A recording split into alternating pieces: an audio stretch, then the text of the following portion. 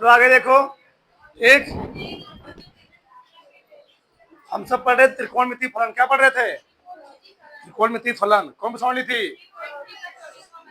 3.3 चल रहा था। 23 नंबर सवाल हो गए थे, 24 बताना है। 2 प्रश्न और है। ठीक, चलो देखो ध्यान से। 24 नंबर सवाल क्या है देखो। cos 4x बराबर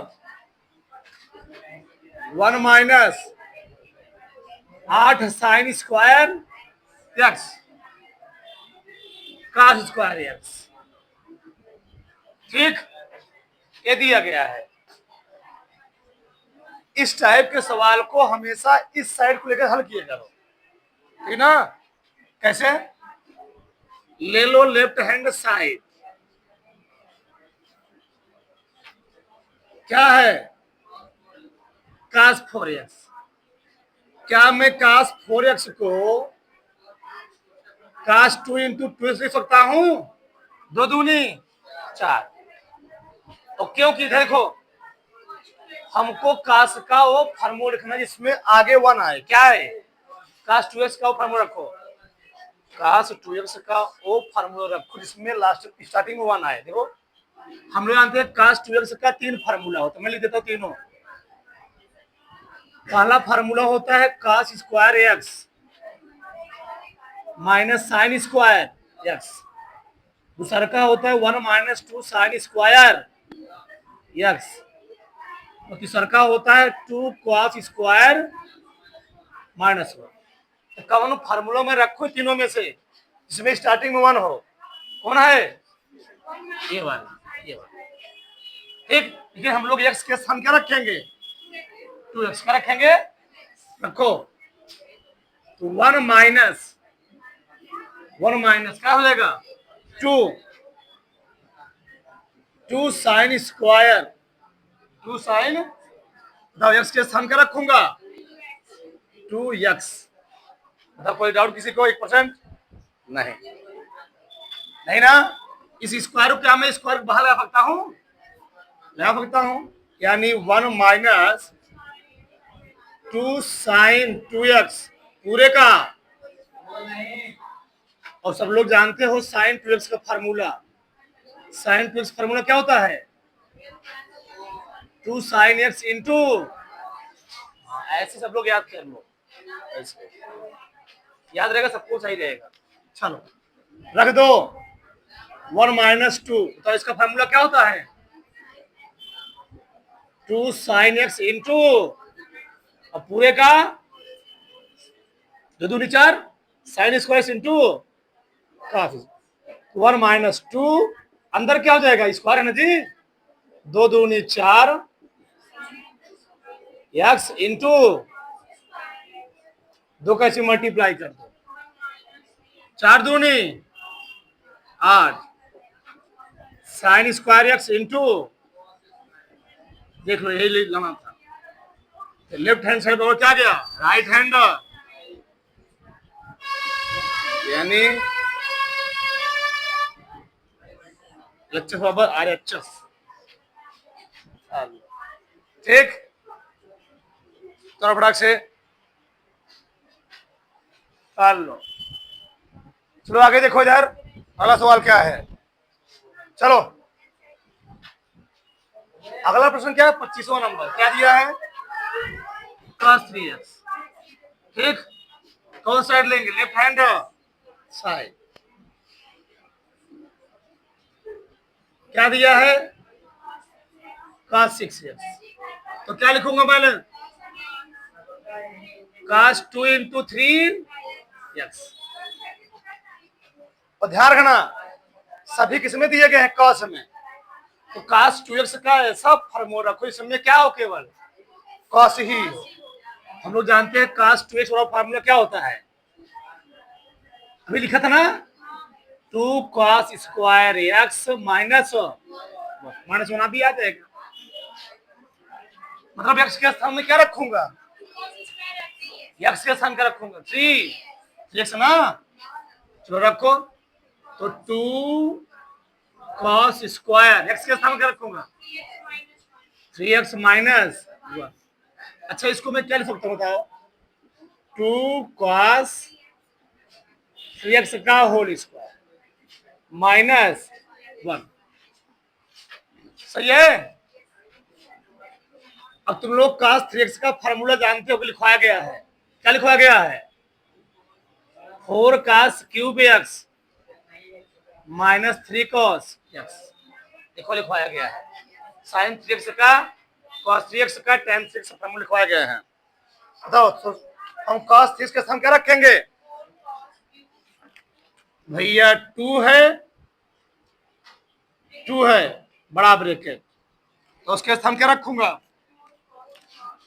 4 cos क्यूब x 4 cos बस ये 3x का फार्मूला ही है। 3 cos x पूरे का माइनस 1। सही है। में क्या हो गया जी?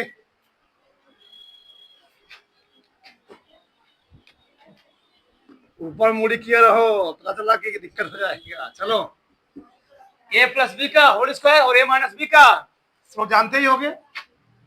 a माइनस बी का होल स्क्वायर क्या बताओ?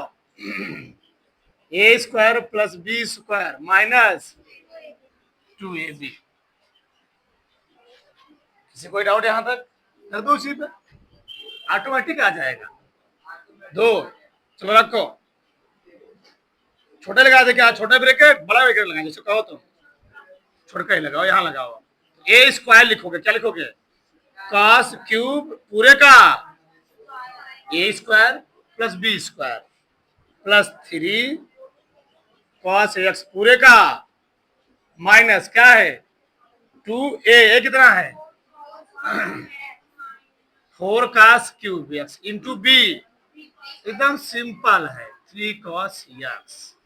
ठीक, माइनस ओपन करो इसको तो 2 वर्ग है ना जी, 4 चौके और 3 दूनी 4 चौके 16, 3 दूनी 6 आ गया 16 6x।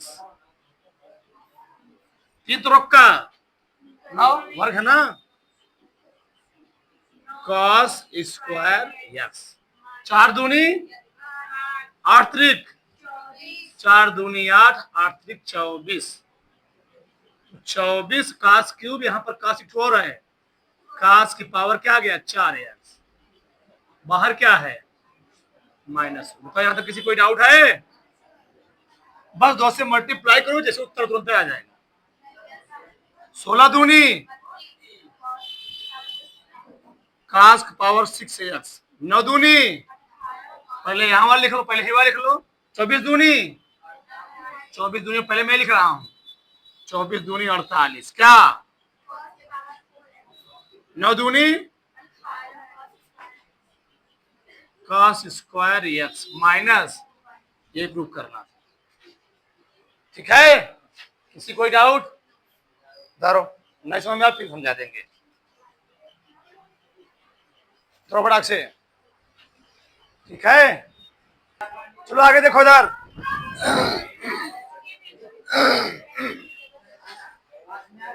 हम सब पढ़ेंगे प्रश्नावली 3.4 कट गया, लेकिन तब भी पढ़ेंगे हम लोग, पुरानी किताब में दिया गया। ठीक ना? फिर लोग त्रिकोणमिति समीकरण,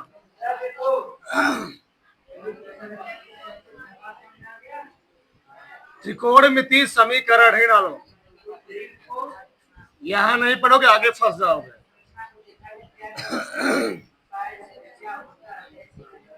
त्रिकोणमिति समीकरण देखो हमारे साथ भाषा लिखो उसका। एक चर राशि में त्रिकोणमिति फलनों वाले समीकरण को, एक चर राशि में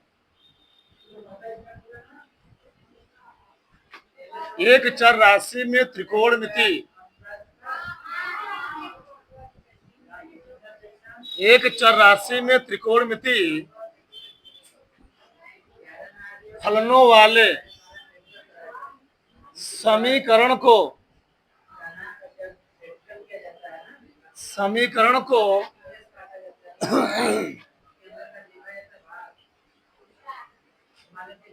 त्रिकोणमिति समीकरण कहते हैं। त्रिकोणमिति समीकरण कहते हैं। त्रिकोणमितीय समीकरण कहते हैं।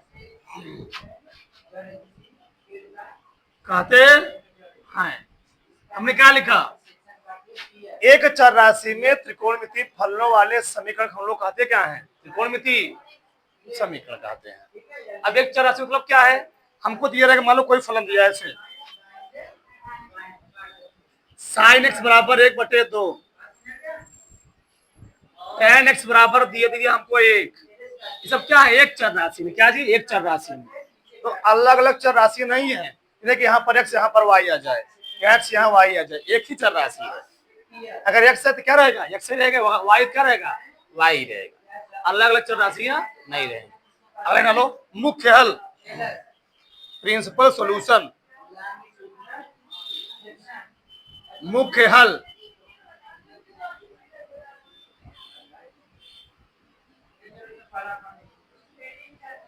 मुख्य हल, प्रिंसिपल सॉल्यूशन।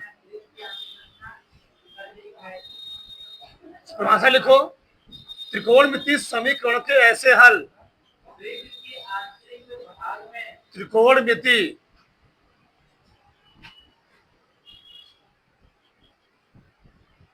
त्रिकोणमिति समीकरणों के ऐसे हल जिसका मान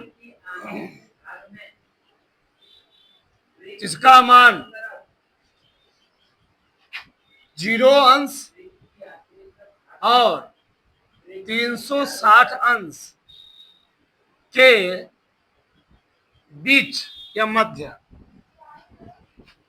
होता है, मुख्य हल कहलाता है। क्या जी? होता है मुख्य हल। मुख्य हल कहलाता है। क्या मैं लिखा? त्रिकोणमिति समीकरणों के ऐसे हल जिसका मान 0 अंश और 360 अंश के क्या होता है? बीच होता है, उसको हम लोग क्या कहते हैं? मुख्य हल। यानी हमारा कहने का तात्पर्य है, जो मुख्य हल होता है उसका जो थीटा का मान होता है वह 0 अंश से बड़ा या बराबर होगा और 360 अंश से छोटा क्या होगा? ठीक, चाहे हम ऐसे लिख लें या इसी चीज को हम लिख सकते हैं, 0 अंश से बड़ा या बराबर और 2 पाई से क्या हो? छोटा हो। 2 पाई से क्या हो जी? छोटा हो। बस, मतलब ऐसा समझो, ऐसे हल, ऐसे मान जो 0 और 360 अंश के बीच लिखे जाए उसको हम लोग क्या बोलते हैं? मुख्य हल। ना तो 0 से कम हो ना तो 360 से ज्यादा हो, इसके बीच में जो मान लिखे जाए उसको हम लोग क्या बोलेंगे? मुख्य हल बोलेंगे। क्या बोलेंगे? मुख्य हल बोलेंगे। ठीक है ना? किसी कोई डाउट यहां तक?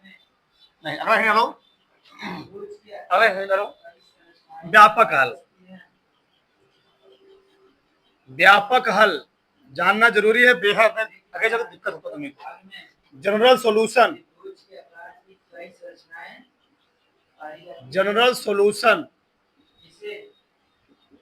जनरल सॉल्यूशन देखो, पूर्णांक अंश से युक्त, पूर्णांक अंश से युक्त,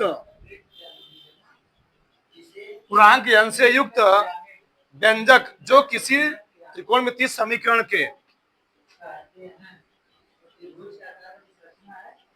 जो किसी त्रिकोणमितीय समीकरण के, जो किसी त्रिकोणमितीय समीकरण के, त्रिकोणमितीय समीकरण के एक साथ सभी हल को, सभी हल को व्यक्त करते हैं,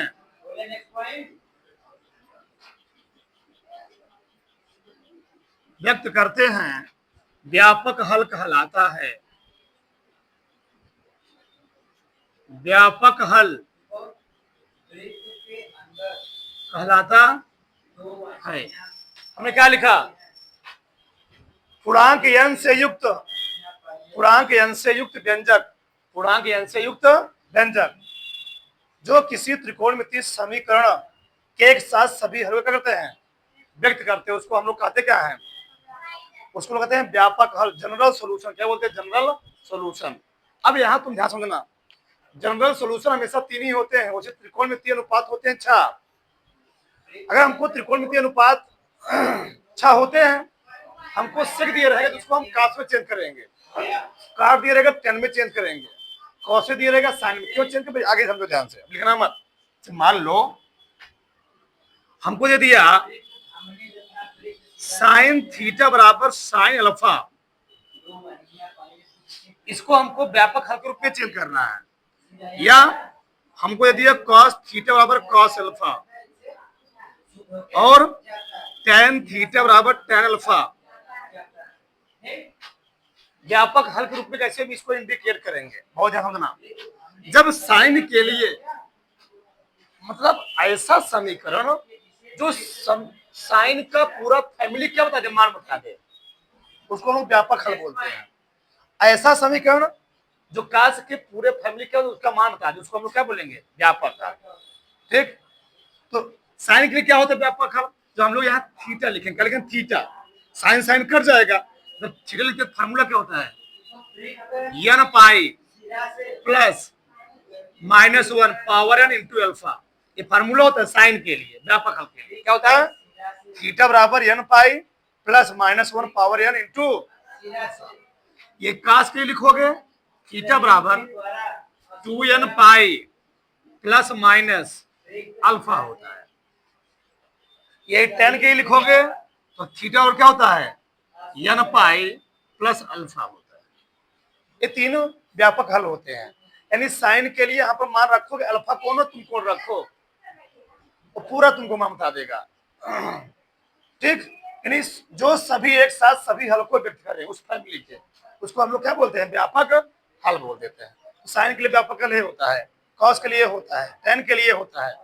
इसको दोनों फिर में एक सवाल लेकर दिखाता हूँ, तो इसको अभी नहीं समझ में आएगा, तो सवाल नहीं समझ तो समझ में आएगा। दोनों फटाक से, दोनों फटाक से। मैं देखो, मैं तुम्हारे किताब के पहला सवाल ले रहा हूँ। ठीक, बोला है समीकरण, समीकरण क्या दिया है? साइन एक्स बराबर करीब 3/2।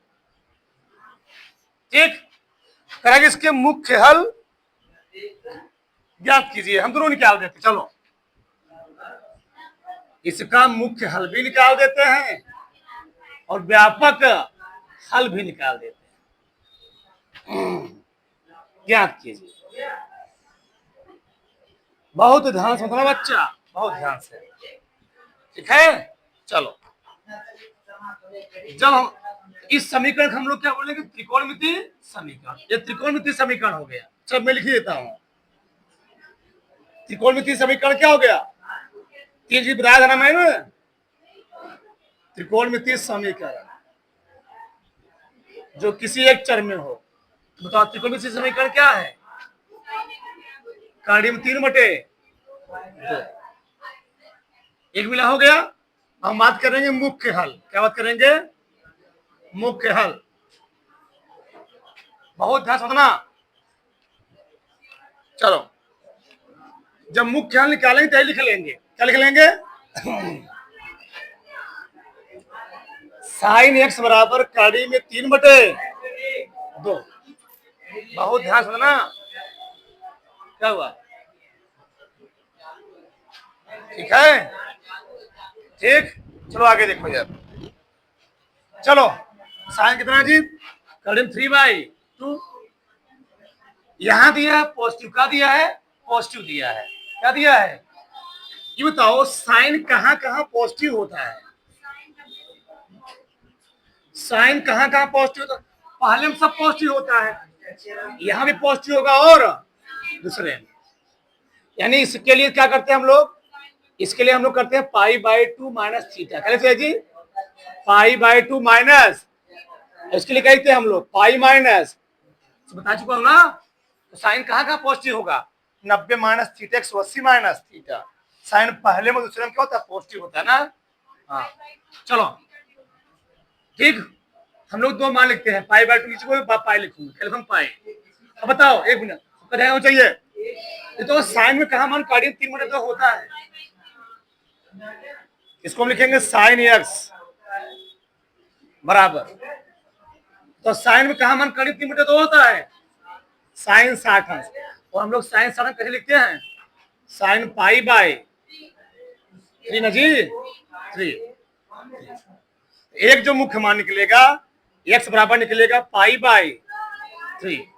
ये पहले के लिए क्यों मैं निकाला, क्योंकि पहले में साइन क्या होता है, पॉजिटिव होता है, और साइन कहाँ पॉजिटिव होता है, सेकंड, और सेकंड में क्या होता है, पाई माइनस थीटा। क्या होता है, पाई माइनस, तो कैसे लिखोगे, देखो ध्यान सीधा, तो निकल गया था हमारा साइन एक्स बराबर क्या गया, फिर लिखोगे इसको कर्डियम 3/2 निकला था, लिखोगे साइन एक्स बराबर साइन, हमने क्या बोला, पाई माइनस थीटा। बताओ थीटा कहां पर, कर्डियम 3 बटे 2 कहां पड़ रहा है, 60 अंश ना, साइन में कहा मन कर्डियम 3 बटे 2 होता है 60 अंश, और 60 अंश को हम लोग कहते हैं क्या, पाई बाई, तो पाई माइनस क्या लिखोगे, पाई बाई 3। इसको हम मान लेंगे कट गया, आगे वाला कट गया। बताओ एक बार हल करो अच्छा, तो साइन एक्स बराबर क्या गया, sine 3 pi minus pi, 3 pi minus pi घटाओ कितना आएगा, 2 pi by 3, sine sine cut जाएगा। बताओ क्या बच गया, एक्स बराबर क्या आ गया, 2 पाई बाई 3। अतः मुख्य मान कितना आ गया, मुख्य, ये भी मुख्य है, भी क्या है, ये दोनों मुख्य है, ये है 60 अंश, ये कितना है 120 अंश, कितना 3, हाँ 120 अंश है। 120 अंश किसमें पड़ेगा जी, 120 दूसरे में पड़ेगा ना, दूसरे में साइन क्या होता है, पॉजिटिव होता है। अच्छा तो मुख्य हल क्या क्या निकला होता, मुख्य हल क्या क्या निकला, पाई बाई 3 और 2 पाई बाई, ये मुख्य हल है, ये क्या है, मुख्य हल है, ठीक। अच्छा व्यापक हल निकाल, ध्यान समझना, जब इसका हम व्यापक हल निकालेंगे, क्या निकालेंगे, व्यापक हल, बहुत ध्यान समझ लो। चलो तो ये चीजें फिर लिखेंगे, तो कैसे लिखेंगे, साइन एक्स बराबर क्या लिखूंगा, कर्डियम 3/2, साइन एक्स बराबर, साइन कहाँ मात्रा होता है, पाई बाई 3। उस साइन के केस में मैंने व्यापक हल का फॉर्मूला भी बताया, अगर लिखा गया हो साइन थीटा बराबर साइन अल्फा, तो व्यापक हम लोग कैसे लिखते बताओ, थीटा बराबर n pi plus -1 power alpha.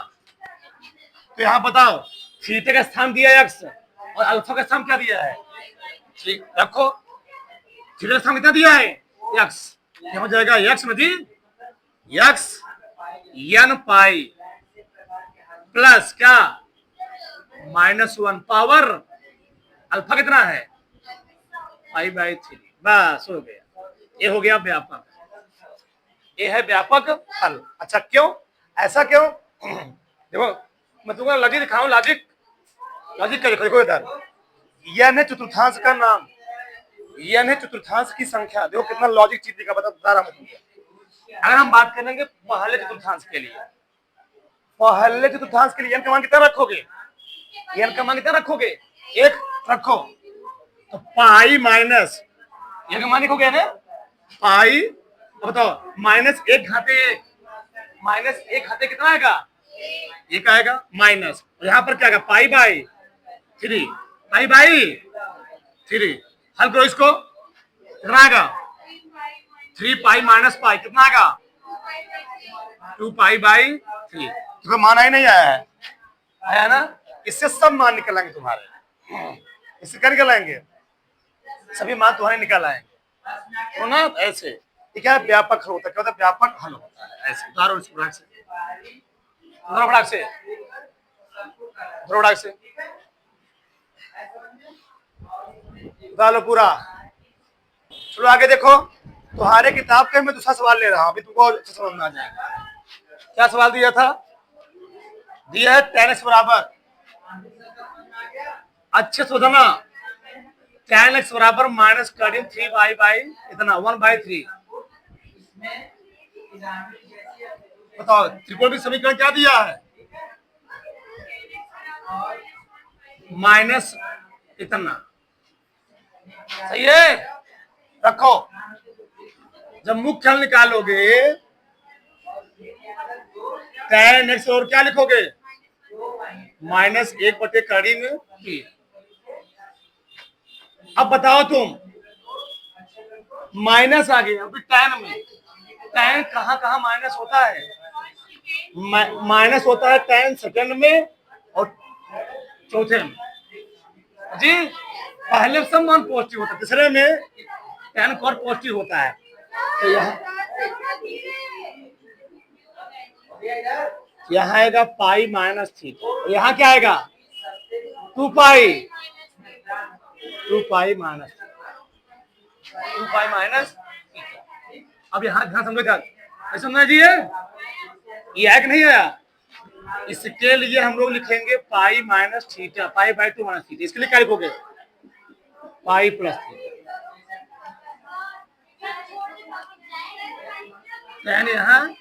tan यहाँ निगेटिव होता है। tan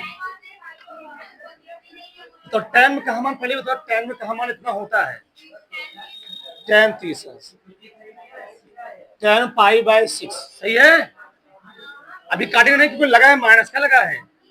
हमने क्या बताया tan कहाँ का माइनस होगा? दूसरे में और तो दूसरे के लिए क्या लिखोगे? पाई माइनस थीटा। थीटा कितना है? पाई/, देखो ध्यान, बहुत ध्यान समझना इस चीज को, यही लाइन समझना ध्यान से, यानी माइनस हट जाएगा। ये लिखोगे tan पाई माइनस पाई/6। क्यों? tan 180 माइनस थीटा क्या होता है? tan 180 माइनस थीटा क्या होता है? Minus tan। tan 180 minus theta क्या होता है जी? Minus tan theta. tan 180 minus theta क्या होता है?